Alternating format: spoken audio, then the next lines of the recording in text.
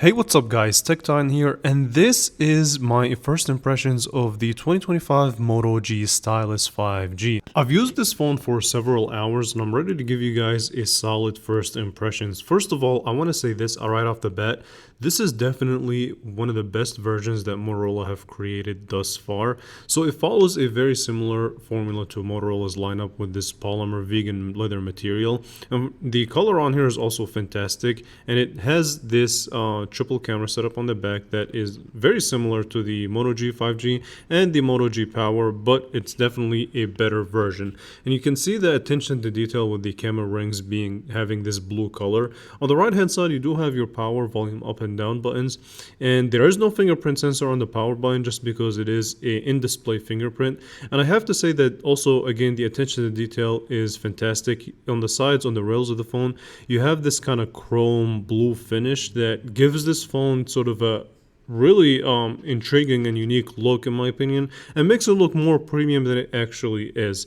On the bottom of the phone, you have your 3.5mm headphone jack that they still retain in a $399 phone, which you really don't see that a lot in phones nowadays. You have USB-C that is capable of charging 68 watts, which is insane.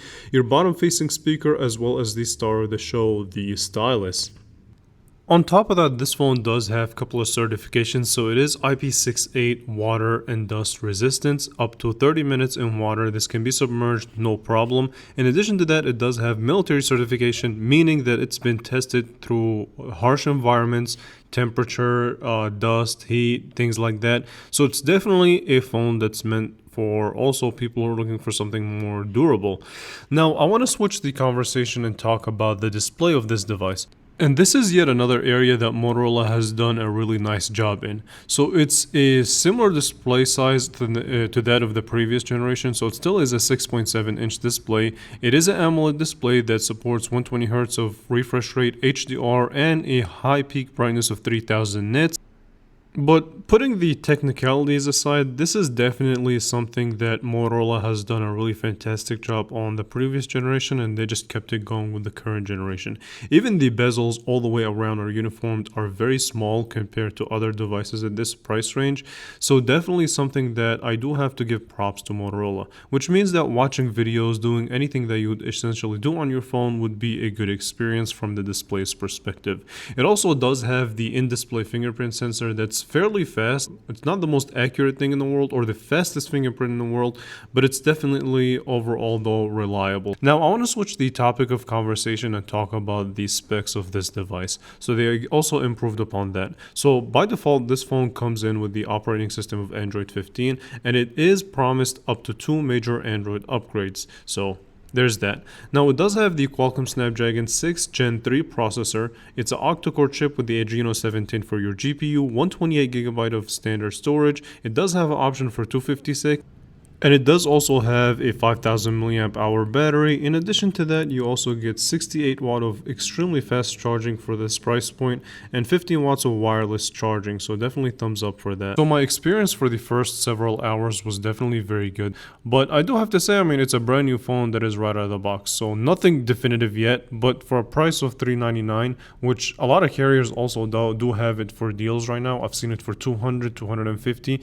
And for that price point, it's already a really fantastic performing device. So it's fast at the normal tasks that you throw at it, rightfully so, but I do have to put it through its rigorous testing to see how it keeps up as far as heavy demanding performance. Stay tuned for that final review video. Be subscribed. So now the camera conversation. So you have mainly a dual camera setup. I know you see another sensor, but it's not really a camera sensor. We'll talk about that later. But basically you have a 50 megapixel f1.8 aperture sensor with optical image stabilization and a 13 megapixel ultra wide. And this phone is capable of shooting 4K at 30 frames per second or 1080p up to 120 frames per second, meaning that it can shoot 30 and 60 frames per second. The selfie camera is upgraded to 32 megapixels and does also support 4K video recording, so that's definitely fantastic. And It does have the option to use auto enhance feature to make the picture a little bit more pleasing to the eye, but I just left it as a natural just so I can put this phone through its regular paces.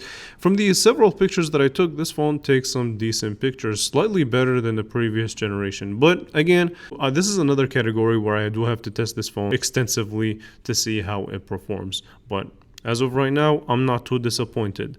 Now let's talk about the star of the show, which is the stylus on this device. So as far as the design of the stylus, it hasn't really changed for the past several years. So it's still the same design from previous generations with a couple of added features. So first of all, myself personally, I will use the stylus from time to time, but it's not something that's absolutely necessary on this one. And I even think Motorola have realized that. So it's a good addition, but it's not their priority, which is not a bad thing on the fact that they did make some solid improvements to the actual phone itself without having the stylus interfere. As far as what I really like using the stylus for, a couple of things. I like this kind of write it out feature where you can just basically write out what you want to search instead of typing it in. So that's definitely good. You also have the kind of calculator app that you can use to write out equations or simple mathematical problems. So that's definitely good. You also do have AI features that come with the stylus. Now you do have to create a Motorola account for that. I didn't really want to do that right now. Maybe in my full review I will do that. But yeah, you have that option since we do live in a world where AI is a big thing. Now overall though, as a device, I really do think that Motorola has made the necessary improvements to make this phone worth checking out at least. So you tell me though, how do you feel about the 2025 Moto G Stylus 5G? Now it does start at $400, and for $150 more you can get the brand new 25 Moto Edge, which I will definitely be making a review about as soon as I get it in stock. And so with that being said, I want to thank you all so much for watching. If you do enjoy my content, make sure you leave a thumbs up. Also make sure you subscribe to the channel, and don't forget to leave your opinion on this phone. I'd love to hear your guys' thoughts. So thank you all so much for watching.